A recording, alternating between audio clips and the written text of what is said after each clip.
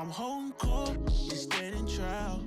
Why ain't I see you round? But World War III was also a reflection of a different time in my life. Like, I think that, at that time I was kind of, in hindsight, I think I was depressed. And I didn't know at the time that I was depressed. You don't know that until you kind of grow up and understand what depression is. Real shit. But I think when I recorded World War III, that's why it's kind of more introspective and it's more somber, as you would say. Yeah. I think it's darker than Shell Shock. What you think contributed to that depression? What do you think it stemmed from? I don't know, man. What's weird is I think that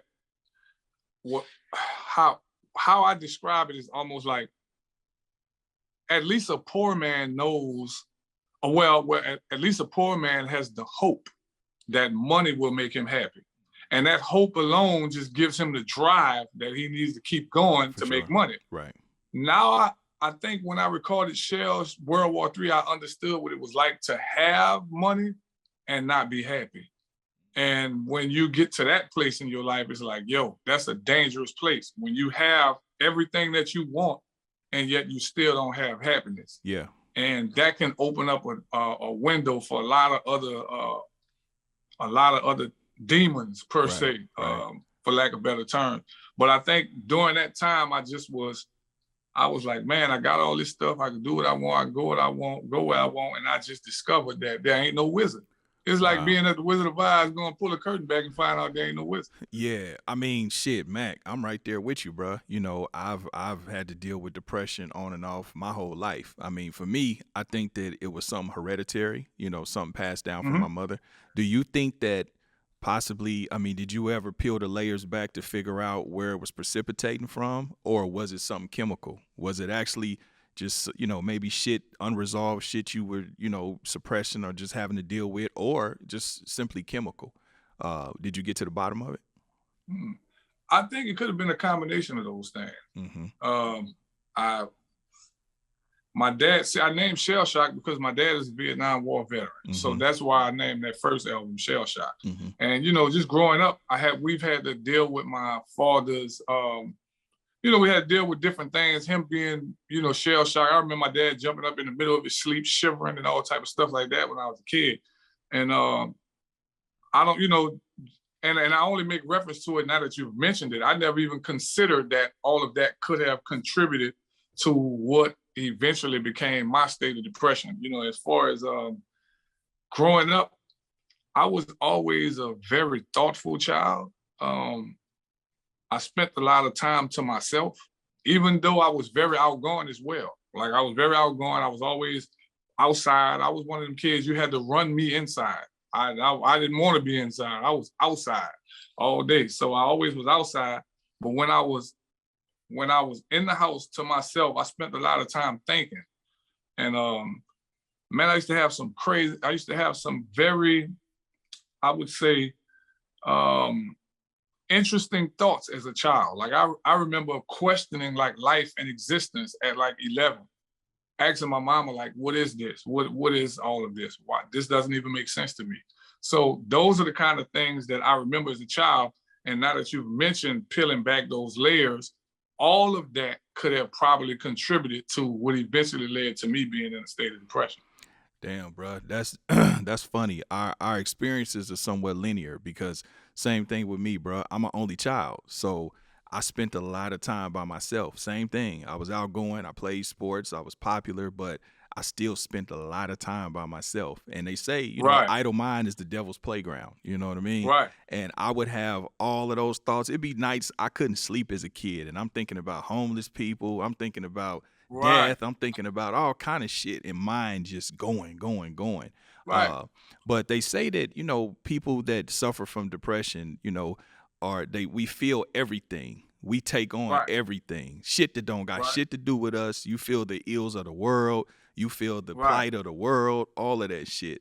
And you got to learn how to kind of sit down and center yourself and kind of be able to disconnect and decompress, you know what I mean? And then peel back them layers too. You know, everybody got a history. Everybody got shit, trauma in different ways. And trauma's not always abuse and shit like that. Like, think about it. We from the hood. So it's not normal for me to see a friend shot dead at 13 or you know, finding dead bodies around my neighborhood or you know, just having to go to funeral after funeral. And, you know, you see it even in the home, you may see, you know, alcoholism and violence and different shit like that. A lot of that shit affects people in different ways. You know what I'm saying? And it manifests itself as you grow. And some shit, it just come out the clear blue. You like, where the fuck that come from? You know what I mean? Right. So yeah, I agree. Yeah, I agree. And that was sad. I think in some instances is, man, I think as being from the hood, I think we become desensitized to a lot of stuff that happened, and it's almost like it is normalized. If I would say, it's like, you know, we see, it was normal for me to see somebody get shot, and that shouldn't be.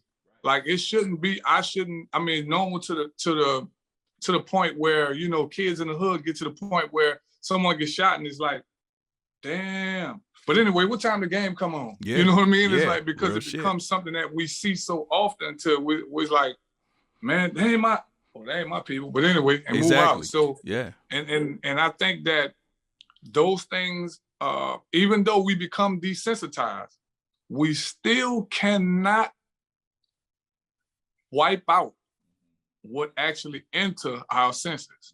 We can't wipe it out.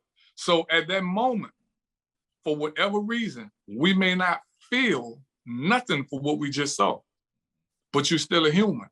So when you grow and you mature to a point where you begin to feel exactly, and you still got those images in your mind, and now when those images play back to you, it creates a reaction now. So you'll find yourself just breaking out crying behind something that happened 20 years ago, that when you saw it, it meant nothing to you. Real talk. And I think that can be a contributing factor without a doubt. Just the things that we've seen can be a contributing factor. And even us talking through it, like even you saying that when you did Shell Shocked, you were depressed, but yet you have World War. I'm sorry, World War III.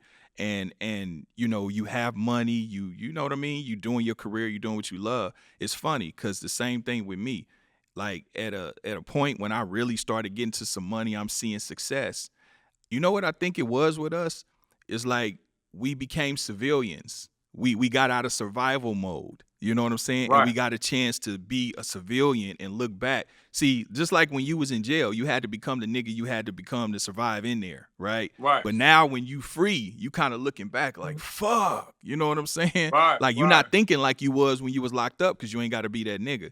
But when we in the hood and we just going through what we going through, we have on this armor. You know what I'm saying? Like you say, we taught not to show emotion. We taught not to, you know what I'm saying? Everything is just so aggressive, you know, as Charlemagne would say, toxic masculinity and all of that shit, you know what I'm saying? But when we get to a point to where we can be quiet, you know, and things are peaceful, it's like all that shit, you got to deal with it now. Like, damn, I guess I am human, you know what I'm saying? And because an old person once told me, you are who you really are when nobody's watching. Exactly. So when nobody's watching and you're left to your thoughts, and some people can't handle their thoughts. That's why they get, that's why they ingest all these chemicals that we call drugs. Yeah, self-medicate. They're taking all these drugs, they get loaded, they smoking, they shooting, they doing whatever to keep themselves from thinking. For whatever reason, they're running from their own thoughts. Yeah. And I do believe that an idle mind without proper guidance can be the devil's workshop. Because some kids, if you leave them to their thoughts, they would build the internet. Yeah. They would build this is true. A spaceship. Yeah. You know what I mean? Yeah. But these are kids that I think that are, you know, people, we can arguably say that they are born with a certain level of IQ, which could be, I'm not here to debate whether or not that's true, But I do know that when a kid is properly taught and educated and balanced, then when they're left to their own thoughts, you're going to get the best out of it.